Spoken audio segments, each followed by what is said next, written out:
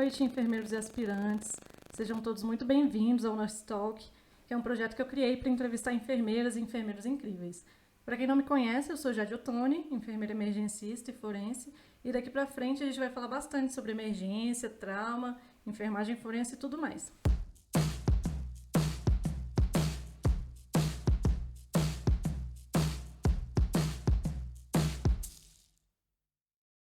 Hoje eu estou aqui com a enfermeira Juliana Mussi. Ela é doutora em saúde e ambiente, mestre em saúde pública, especialista em enfermagem forense, coordenadora e instrutora do programa EVA, Enfermeiros Examinadores de Vítimas de Violência e Agressores da SOBEF, e primeira secretária da SOBEF. E hoje a gente vai conversar um pouco sobre a preservação de vestígios em vítimas de violência. Então, boa noite, Juliana, seja muito bem-vinda. Muito obrigada por aceitar o convite e participar aqui da nossa live. Eu que agradeço. Então, Juliana, eu queria começar perguntando um pouco para você da sua experiência, porque eu, particularmente, acabei entrando na área da enfermagem forense depois de ter contato com vítimas de violência na emergência, né? Então, infelizmente, é muito frequente e a gente percebe que nos últimos anos tem aumentado muito o número de casos de vítimas de causas externas, de maneira geral, né? Especialmente vítimas de violência, e a gente se depara com frequência com essas vítimas na emergência, né? Muitas vezes vítimas instáveis, e a gente percebe que não necessariamente elas têm um atendimento mais adequado, né? Tem um suporte direcionado para essa demanda. Então, como que você acabou se identificando com a área de enfermagem forense? Como que entrou nessa área? Como é que você veio parar aqui hoje? Bom, boa noite a todos, né? Agradecendo já o convite da professora para esse bate-papo. Bom, na verdade, eu comecei na enfermagem forense com experiência com estágio extracurricular 10 anos atrás. Eu fazia estágio numa UPA, no município ao lado de Salvador, chamado Lauro de Freitas, né? E nesse estágio eu comecei a identificar, junto com a enfermeira do setor, alguns casos de violência contra idosos, né? Chegavam alguns casos de violência de uma forma geral, mas me chamava a atenção muito em relação a criança e idoso. E a dificuldade que os colegas tinham de identificar, de agir, né, diante desses casos. Ainda como acadêmica, eu tive a oportunidade de fazer, eu decidi fazer meu trabalho de conclusão de curso, fazer uma pesquisa relacionada à atuação do enfermeiro do PSF das UPAs, no atendimento a esse tipo de paciente, né, esse tipo de vítima, ou sobrevivente, como nós falamos hoje. E aí foi quando eu realmente comecei a me debruçar. Eu venho de uma família que existem já alguns pesquisadores, né, alguns peritos nessa área, de certa forma fui contaminada com eles para adentrar nessa área e a pesquisar e, enfim, me debruçar um pouco mais sobre a área de enfermagem forense, que na época eu não existia nem esse termo, né, enfermagem forense, eu nem conhecia esse termo.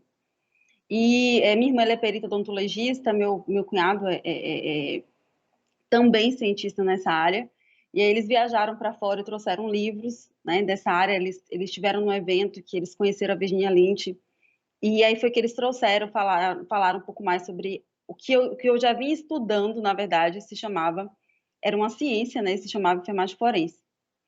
E a partir daí, depois de formada, eu comecei a me engajar em grupos de pesquisa, né, eu sou professora também, eu lecionei mais de 5 anos na universidade, e faço parte da Sociedade Brasileira de Enfermagem Forense. Tive a oportunidade de me juntar com outros enfermeiros pioneiros que também atuavam frente, né, não eram considerados ainda enfermeiros forenses, como eu sei que existem números no Brasil, mas que já atuavam em alguma frente, né, já atuavam não como especialistas, né, no nível de pós-graduação, mestrado, doutorado, mas que já tinham na sua rotina profissional, né, esse papel de enfermeiro forense.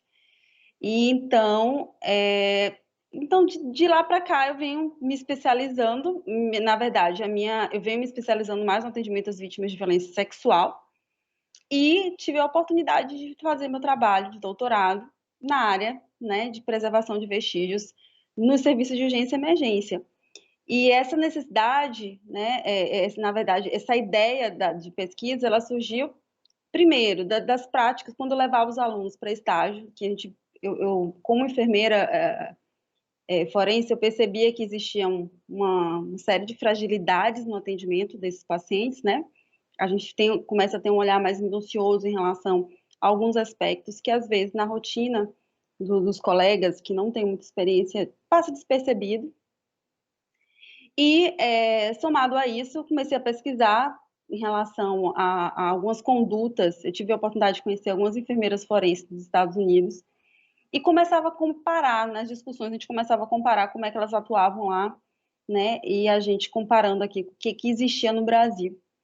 Até que eu me debrucei sobre um trabalho que você também conhece, né? Que é de uma profissional de Portugal, Cristina Gomes. E aí eu falei, poxa, que bacana esse trabalho. Vou tentar reproduzir aqui, né?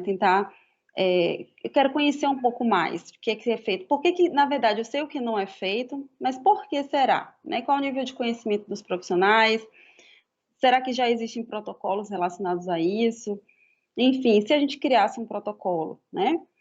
E aí foi que isso me motivou para realizar esse trabalho, e esse trabalho vem rendendo alguns frutos, né? Inclusive muito legais, porque outras pessoas já vêm também pelo Brasil, né? A gente tem hoje pessoas no Amazonas fazendo um trabalho também, você, temos outras, recentemente eu recebi um e-mail de um colega, né, de Israel também, e é muito legal porque buscando, na verdade, entender o instrumento que eu tinha aplicado. Então, assim, é muito interessante porque, de certa forma, né, a gente alguns profissionais, eles já começam a identificar essa importância, que é o profissional de saúde, na preservação desses materiais nesses serviços de saúde, de uma forma geral. Tá? Não, e é muito interessante isso que você disse, porque você até chegou a citar a questão da violência sexual, né? E é uma coisa que a gente sempre discute, inclusive a gente já abordou um pouco isso aqui em outras lives, porque a gente sabe que em alguns países onde a enfermagem forense já é mais consolidada, nos Estados Unidos, por exemplo, a gente teve a oportunidade de conversar na primeira live com a enfermeira Karen Silva, lá dos Estados Unidos, que já trabalha com isso há Ah, bastante tempo. é minha mentora, inclusive. É Já fiz alguns incrível cursos ela. com a Karen. Mas aí uma das coisas. Eu tive a oportunidade de dar um curso com ela. Ela tem muita. Eu sou fã da Sou Karen. fã também.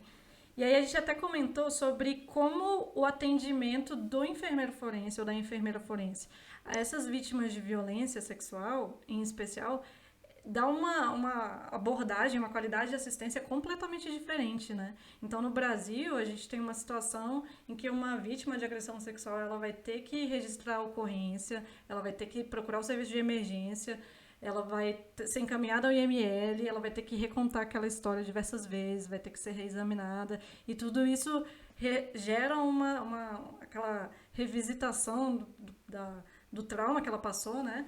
E o quanto isso não pode ser reduzido, né? Não pode ser mitigado com uma assistência adequada, como já ocorre em outros países, né? Então eu queria que você falasse um pouco sobre o atendimento da enfermeira e do enfermeiro a essas vítimas. Pronto. No Brasil é muito interessante, Jade, que assim, pelo menos hoje, nós já ouvimos falar em relação à vítima de violência sexual, em relação à preservação de vestígios no serviço de saúde, né? Existe, a partir de 2013, nós tivemos um decreto, e existe uma portaria de 2015 interministerial, que é a 288, que também acabou incentivando a construção de uma norma técnica, em 2015 também, que já fala que o atendimento humanizado, faz parte do atendimento humanizado à vítima de violência sexual no serviço de saúde no SUS, a coleta e a preservação de vestígios já no serviço de saúde, justamente para a gente evitar essa peregrinação da vítima nos outros serviços, né? Então, teoricamente, porque eu falo teoricamente, porque infelizmente no nosso país são poucos os estados que realmente colocaram em prática. A gente tem exemplos interessantes, como o de Curitiba, temos exemplos em São Paulo, né? A gente tem o CAISM, que inclusive o enfermeiro Aloísio, que também da SOBEF, ele participa, né, do atendimento às vítimas de violência e ele pôde vivenciar, né, isso é algo muito importante, é algo raro no Brasil. Mas, pelo menos, nós já começamos a falar de preservação de vestígios né? Especificamente para violência sexual, mas pelo menos nós já iniciamos, né? Diferente das outras violências, porque chega frequentemente no serviço de urgência e emergência vítimas por arma branca, arma de fogo, né? Outros tipos de violência, e quase não, nós não temos protocolos bem definidos, nós não temos fluxos bem definidos, então muito ainda é perdido nesses serviços, né? Então, assim, no nosso país já existe regulamentação, o que não existe é a prática, né? Agora, também existe uma fragilidade em relação a essa regulamentação, porque se fala, né, nesse decreto sobre essa questão do profissional de saúde que é que é treinado, né, que é habilitado para isso, ele pode estar fazendo essa preservação, essa coleta, e que tem que haver essa pactuação com a segurança pública, né? Tem que haver a pactuação com os peritos, tem que haver tudo isso para poder funcionar. Então, é aquilo que a gente sempre bate de frente, que é a questão da cadeia de custódia, né? Então, existe a regulamentação que fala que deve ser feito, que faz parte do atendimento humanizado, né? Que evita que essa vítima fique passando por muitos serviços. Porém, a gente tende se esbarra na cadeia de custódia, né? Eu não tenho protocolos bem definidos, eu não tenho fluxos bem definidos, esse diálogo entre saúde e justiça não acontece de uma forma efetiva, e aí eu tenho cadeia de custódia, porque não adianta eu estar colhendo, preservando algum material que não vai poder ser utilizado depois, porque a própria perícia, né, em alguns estados, eu tive a oportunidade de entrevistar alguns peritos, eles nem sabem desse decreto, para vocês verem a fragilidade. Existe um decreto, né, que fala, regulamenta, mas eles não sabem. Então, assim, enquanto alguns estados isso funciona bem, Curitiba, por exemplo, os outros estados não funcionam, né? Então, eles não sabem e eles questionam muito, como é que eu vou analisar um material que não foi eu que colhi, né? Então, assim, a gente avançamos em alguns aspectos, pelo menos em relação a isso, mas como muitas coisas acontecem no Brasil, a gente não consegue executar. E está faltando o quê? Falta diálogo, né? Falta pactuação, falta interesse dos gestores para que isso aconteça, né? Então, é isso que assim, a gente tem hoje aqui no nosso país. Agora, Curitiba, o exemplo de Curitiba, eu sempre gosto muito de colocar, eu acho que é pouco divulgado. Eu tive a oportunidade de ficar uma semana fazendo um treinamento com uma médica perita, que se chama doutora Rose Fischer, e ela fez parte da organização do atendimento em Curitiba, né? Ela ajudou. Na verdade, alguns médicos ginecologistas obstetras foram treinados para serem peritos ad hoc. Eram treinados pelos peritos oficiais para que, quando chegassem as vítimas de violência sexual em alguns serviços lá, em alguns hospitais, né? Tem hospitais de referência, Pequeno Príncipe para criança, hospital universitário para mulheres adultas, enfim, eles se deslocavam, então tudo era feito no serviço de saúde. A equipe que já estava lá esperando já era preparada para acionar a polícia. A polícia, a perícia e a equipe de saúde, elas se comunicavam e tudo fluía. E essa coleta acontecia lá no serviço de saúde, né? Todo o material era colhido ali e depois encaminhado lá para a UML. Então, funciona. E aí eu sempre gosto de colocar esse exemplo, né? Porque eu acho que se eles conseguiram, se foi efetivo, inclusive vários casos que foram solucionados, né, em relação casos lá de violência sexual, que foram solucionados com esse tipo esse fluxo que foi desenhado, é sucesso, né? Então, a gente vê que muitos casos no nosso país, assim, em relação à violência, eles têm uma baixa resolutividade. Por quê? Principalmente porque às vezes falta prova material, né? Para se chegar ao autor, para se entender a circunstância. Então, os vestígios, eles são de fundamental importância, né? Eles são importantes serem analisados pela perícia. E qual lugar melhor do que o serviço de emergência e urgência? Que às vezes a vítima chega, às vezes não, muitas vezes chegam primeiro para a equipe de saúde, antes mesmo, né, de chegar até um serviço especializado. Então, acho que é isso, sim, que a gente precisa trazer para as discussões e, de certa forma, provocar alguma inquietude aí nesses gestores, nesses hospitais, né, nos nossos municípios, no nosso estado, para que esse diálogo aconteça e mostrar realmente a importância dessa parceria, entendeu? Sim, não, e essas provas materiais que você citou, muitas vezes elas faltam porque elas foram perdidas durante o atendimento, né? Justamente pela falta da capacitação da equipe, de um profissional forense, né? Do enfermeiro, de uma enfermeira forense que pudesse fazer esse acompanhamento. E até eu imagino assim numa realidade onde uma enfermeira forense pudesse ficar na unidade de emergência, ela poderia oferecer inclusive treinamentos para a equipe ali, né, que atende naquele setor, e não só atender diretamente, né, mas todo o funcionamento poderia ser diferenciado, né, que é o que a gente não vê hoje em dia. Exatamente. E é o que a gente assim defende, né? Que exista um enfermeiro forense nesses serviços, que ele possa ser, digamos assim, entre aspas, o dono da cadeia de custódia, aquela pessoa responsável, né, por estar orientando a equipe, por estar colhendo, documentando, fazendo os encaminhamentos corretos, né? Isso é importante também, né? Não é ser feita de qualquer maneira, tem que ser um profissional especializado, mas ele vai dar, como você falou, os treinamentos para a equipe, às vezes um olhar um pouquinho diferenciado que faz toda a diferença. Então, eu já tive a oportunidade de acompanhar, né, de fazer fazer um acompanhamento do trabalho dos profissionais da ML lá na Bahia, e assim, foi justamente num dia que surgiu o caso de uma criança que foi violentada sexualmente, que estava no hospital, e estava muito traumatizada. E nesse dia, a equipe se deslocou, nós nos deslocamos para lá, para atendê-la lá. Só que quando chegou, a equipe já tinha dado banho na criança, a roupa, a mãe já tinha levado para casa. Então, se tivesse o mínimo de orientação em relação, né, as condutas básicas de não tomar banho, geralmente não. Eu sei que às vezes a gente quer logo oferecer uma água, né, Um acalentar, conforto, né? cuidar, mas isso, confortar, mas assim, são alguns aspectos interessantes que a gente acaba perdendo alguns vestígios biológicos, né? Que são importantes, né? Que seriam importantes serem analisados.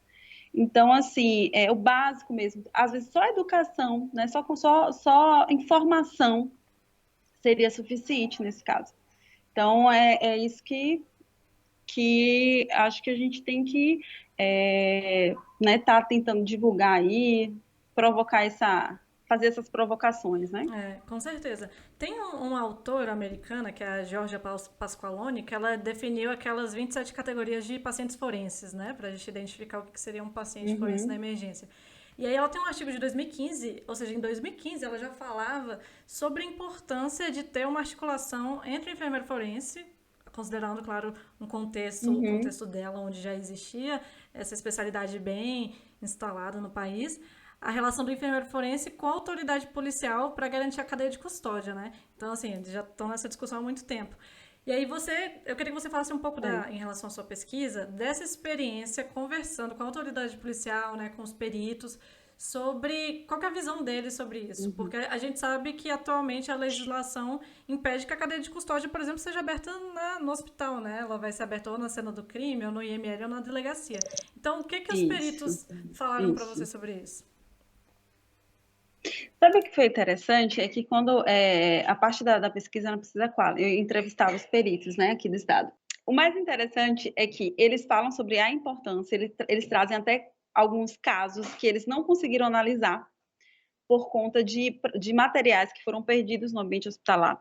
Ou na cena, eles falam muito sobre a contaminação na cena de atendimento, né, que a gente chama suposta cena de crime, e materiais que são perdidos durante o atendimento nos hospitais. Eles falam dessa importância, que essa parceria seria interessante, mas eles também trazem a fragilidade de que, se esses profissionais não são bem treinados, né, desse material, da questão da cadeia de custódia, né, de como é que eles vão analisar um material que não foram eles que colheram. Então, esse profissional ele tem que ser bem capacitado, né, primeiro, tem que haver uma capacitação. E segundo, essa questão da cadeia de custódia, né, que esse material ele não vai ser utilizado, ele pode não ser utilizado depois, pode estar correlacionado à situação de violência, mas ele pode não ser utilizado depois, ou ele pode ser invalidado, né, por conta que a cadeia de custódia, né, ela não é permitida ainda, né, a questão da inclusão. Por isso que, às vezes, eu não consigo entender como é que no nosso país a gente tem um decreto, né, tem a portaria em relação à violência sexual, que já traz essa brecha, mas não complementa, né? Então, existe uma coisa que diz, pode ser feito, mas como é que pode ser feito se a cadeia de custódia ela ainda não está formalizada, né? A nossa participação não está formalizada, né? Enfim. Então, assim, eles falavam, teve um caso muito interessante, que eles disseram assim, um caso de 2 policiais que brigaram, e os 2 sacaram a arma e uma outra pessoa estava passando no momento e foi ela que foi atingida, né? E essa pessoa foi atendida no serviço de saúde, entretanto, perderam o projétil de arma de fogo, fizeram um procedimento cirúrgico, perderam, sumiu, e eles não conseguiam simplesmente saber de qual arma, né, teria sido o disparo. E vários outros casos, às vezes da vítima, do corpo da vítima chegar no ML, tem orifício de entrada, não tem orifício de saída, mas não encontraram no corpo do paciente. E assim, fora as roupas também, então eles trazem, eles querem, eles acham importante, né? Somente ele precisa saber como é que seria feito esse diálogo, essa parceria, né? Como é que seria o fluxo desses materiais.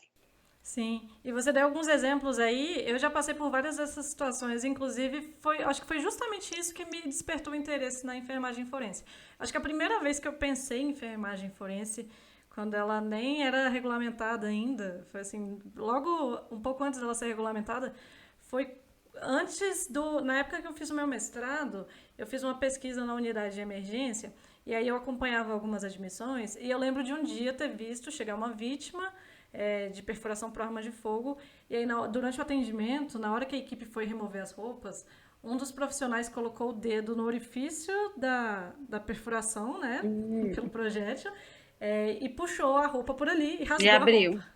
E aí eu lembro eu na época, É. sem nem sabendo que era enfermagem forense, eu lembro que eu olhei Uhum. e eu pensei, gente, mas será que isso tá certo?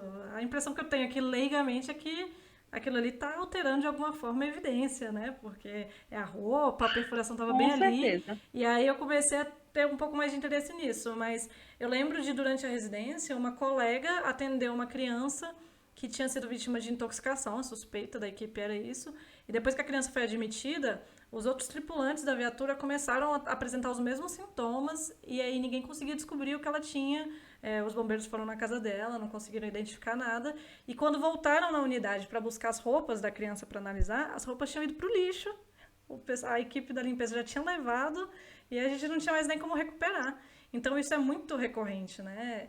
Então os profissionais ali da emergência, muitas vezes eles não conseguem identificar isso porque durante a graduação a gente não tem disciplinas específicas sobre, né? Então não tem como esse profissional ser preparado para fazer esse atendimento específico quando ele nunca teve contato com isso, né? E eu queria que você falasse um Verdade. pouco, até a Mônica aqui, deixa eu até abrir a pergunta dela, a Mônica Chaves perguntou aqui no chat, ela disse que é um prazer assistir. Mônica. A Mônica tá sempre aqui participando das nossas lives, uma querida. Ela é uma querida. Não, a Mônica, ela participa de tudo, gente. É uma fofa. Ela perguntou assim, ela disse, eu gostaria de saber quantos enfermeiros forenses já realizaram a capacitação do EVA aqui no Brasil, super recomendo o curso. E aí eu queria que você aproveitasse e falasse um pouco sobre a construção do curso, né? A gente estava comentando Do sobre Eva. a importância do atendimento forense a essas vítimas, o atendimento pela enfermeira, e como que surgiu o curso, como que foi o processo de implantar ele no Brasil, né? Que ele é um curso que é o SEINE, né? Nos Estados Unidos é um curso muito famoso. E assim, é Isso, uma grande. isso. Um passo importante esse curso existir no Brasil, né?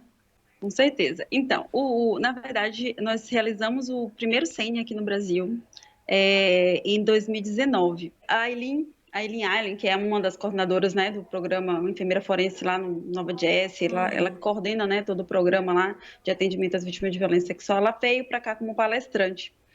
E aí ela fez um convite para nós ir para lá fazer o curso, né?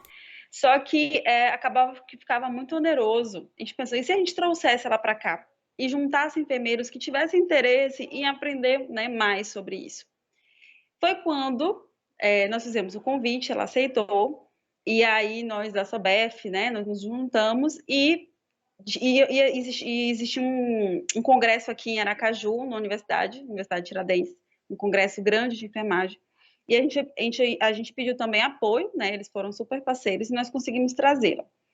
E aí na época, contando com os integrantes da SOBEF, foram 25 enfermeiros treinados, tá? Então, nós tivemos aulas durante 2 semanas, tivemos aulas teóricas e práticas mesmo, com mulheres, as modelos vivas, né, eram GTAs que a gente chama, foram meninas do curso de enfermagem, na época que eu era professora. Elas se voluntariaram, porque a gente precisava de algumas mulheres para realizar o exame ginecológico e fazer todo o processo, né, de atendimento. E aí, a Aileen, ela veio com uma outra profissional chamada Ayo, que é responsável por esse programa, né, que ela faz parte de uma associação de professores ginecológicos nos Estados Unidos, que justamente treina meninas para fazer práticas, né, em universidades, não somente para a parte de violência. E aí essas meninas foram treinadas, enquanto nós tínhamos a aula teórica, essas meninas eram treinadas para a prática, porque elas, no final, nós fazíamos o exame delas e elas faziam toda a simulação. Quem já fez o curso sabe que é uma coisa incrível, porque é vivenciar mesmo, né? Só que quando nós terminamos o curso, nós ficamos super inquietos, porque muita coisa era super interessante nos Estados Unidos, né? O kit que ela trouxe, a metodologia, mas muita coisa a gente não conseguia aplicar aqui no nosso país. Então, o que a gente pensou? Vamos tentar fazer um curso mais voltado para a realidade aqui brasileira, né? Contemplasse mais a realidade. A gente traz a realidade americana também, tanto que nós recebemos os kits deles lá, nós temos muitos kits, a gente utiliza os kits, a gente mostra como é que faz a coleta com suave e tudo, pensando no futuro, né? Um futuro que a gente consiga fazer isso aqui. Mas a gente queria trazer realmente assim, poxa, os moldes brasileiros, como é que nós faríamos isso? E aí surgiu o EVA, que é um curso para capacitar enfermeiros, né?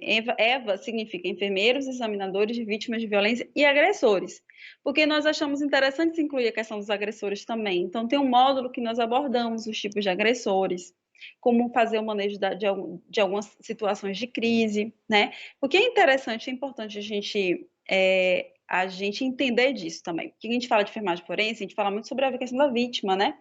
Só que existe uma subespecialidade, que é a parte do sistema prisional, né? A parte de psiquiatria forense também, que acaba lidando muito com os agressores. Eu não me identifico muito com essa área, mas é importante a gente também entender, existe esse outro lado. E aí surgiu, nós tivemos a oportunidade de realizar um curso que aconteceu um pouco antes da pandemia, que foi em Fortaleza. Nós formamos 10 enfermeiros examinadores, né? A gente chama as nossas EVAs. Então, nós da SOBEF, os instrutores, nós somos eu, a Luísa, a Zezé, a Carmela, nós temos as modelos, a Rebeca, né, e as outras meninas. Nós nos capacitamos e nós formamos esse curso. E aí, nós formamos 10 examinadoras, né, eram enfermeiras lá de Fortaleza. Tivemos também a participação da Mônica, e foi nossa primeira. Infelizmente, tínhamos a proposta de levar para Curitiba, só que aí estourou a pandemia e nós não conseguimos, né? O Conselho de Curitiba entrou em contato conosco, viu a proposta, achou bem bacana, e a gente decidiu levar, mas aí não deu certo. A gente está voltando, né? Agora num molde um pouco diferente, porque o curso ele é bem intensivo. A gente faz, inclusive, nós temos alguns métodos de relaxamento para os participantes também, porque o tempo inteiro a gente fala coisas que causam muito sofrimento, né? A gente tem uma parte que trabalha muito a questão do psicológico, porque as simulações elas são muito, elas realmente, o profissional ele vai entrar na situação. Então, a gente tentou desenvolver, né, uma forma de capacitar, mas sem trazer tanto sofrimento também, né? Sem ser aquela coisa muito pesada. A gente faz técnica de acupuntura com o Aloysio, faz técnica de acupuntura com os participantes, né, para poder relaxar e tudo mais. Temos a parte teórica e prática, e aí agora a gente está trazendo tentando trazer um modelo de teoria online, uma parte online, né? Mesmo porque muitos colegas às vezes não têm disponibilidade da semana inteira de ficar longe do trabalho, que é um curso bem intensivo. E a prática, tem que ter a prática mesmo presencial, porque a gente leva os modelos vivas, então é o dia inteiro de prática, de simulação, de prática de coleta, entre outras coisas. Mas é muito legal. Quem tiver interesse, né, de levar para o seu estado, é entrar em contato com a sociedade brasileira, né? E a gente, então organize uma turma aí para a gente poder levar o curso. E assim, esses EVAs, né? As EVAs que a gente chama, esses enfermeiros examinadores, a ideia é que eles possam perpetuar isso, né? Que possam também levar essa capacitação para outros enfermeiros, né? Possa capacitar aí no seu serviço, enfim. Então, tendo interesse, entre em contato conosco, que a gente, formando uma turma, a gente vai, né? E a gente faz. Estamos doidos para realizar a segunda edição aí do curso. Temos até que uma colega está aqui assistindo, está aqui comigo, ela estava falando, também é enfermeira forense também, né? Se formou, fez o EVA, fez o SENE. E assim, todo mundo que faz, não sei se a Mônica já que presta um depoimento, sabe o quanto é especial, né? O quanto é tudo preparado assim de uma forma muito, muito minuciosa, muito especial para os colegas que realizam o curso. Eu imagino. E o quanto não faz diferença o enfermeiro ou a enfermeira fazer esse atendimento, né? A gente sabe que a gente é capacitado ao longo da graduação para fazer o atendimento ginecológico das nossas pacientes. Então, é um profissional que ele tem uma base que dá suporte para esse tipo de atendimento e pode fazer uma completa diferença durante a assistência da vítima, né? Essa assistência prestada pelo Sim. enfermeiro. E aí, uma coisa que eu sempre gosto de conversar com os convidados aqui do podcast é sobre o potencial que eles veem em essa assistência da enfermeira forense começar a funcionar no Brasil. Então, você citou, eu fico feliz de ouvir esses exemplos bem-sucedidos, você citou o caso de Curitiba. Então, o fato da gente saber que em alguns locais o serviço já começa a ser implementado e funcionar bem, já serve de parâmetro para funcionar em outros estados, né? Então, a gente vê, por Sim. exemplo, fazendo uma analogia aqui, a emergência, anos atrás, quando a gente falava de hemotransfusão na ambulância, parecia uma coisa Uhum. absurda. As pessoas falavam, mas não tem como, não existe isso.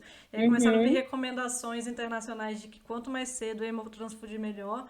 E aí a gente já tem serviços no Melhor. Brasil que começaram a aplicar isso e isso começou a servir de exemplo para que outros serviços também seguissem o exemplo, né? Sim, Então, sim.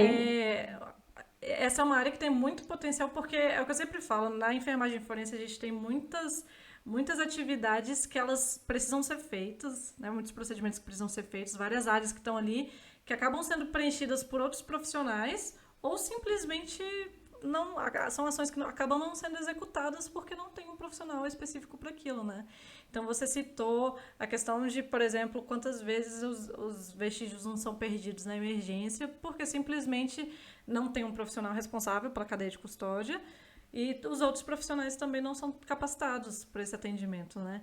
Então, o que você acha que ainda falta no Brasil? O que você acha que a gente precisa fazer, a atitude que a gente precisa tomar para que esses serviços comecem a funcionar? Tanto os serviços especiais de atendimento a vítimas de agressão sexual, como os serviços, a preservação de vestígio nos serviços de emergência de maneira geral pelos enfermeiros forenses.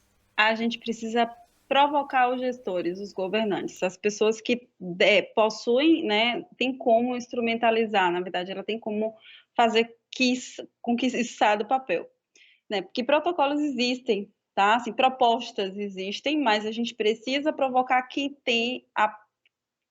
pode criar a possibilidade disso ser implementado. Então, tem que dialogar com os gestores, tem que dialogar né, com a justiça e a saúde, elas precisam dialogar, a gente precisa correr atrás dessas pessoas, né, para que mostrar a importância, para eles entenderem a importância e fazer com que isso saia do papel. Né? Então, a gente realmente precisa sair da nossa zona de conforto, isso eu falo também para a enfermagem forense. Temos regulamentação pelo Conselho, nós temos vários enfermeiros forenses já se formando, né? Nós temos já profissionais, nós temos pessoas que atuam, mas não adianta. Nós temos áreas de atuação regulamentadas pelo nosso Conselho que não são execuíveis, que não são possíveis. Por quê? Porque nós não temos regulamentação, nós não temos como executar. Então, se nós não começarmos a mostrar nossa importância, né, e dialogarmos com as pessoas que podem possibilitar isso, nós vamos continuar sendo meramente teóricos.